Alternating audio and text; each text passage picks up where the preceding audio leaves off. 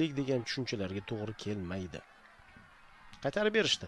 Molich Doriyev to'pni yetkazib berganda Molich yaxshi vaziyat, rikoshet bilan 5-gol. Ha, bugun Boymurodov rosa alam qiladigan o'yin bo'ldi Otabek uchun. 90-daqiqadagi gol. Va Doriyev boshlagan hujum, shunda ham Doriyev. Molich zarbasi qanchalik aniq edi Bolyevichda bilmadim. Mana bu rakurs balkim aniqlik kiritib berar.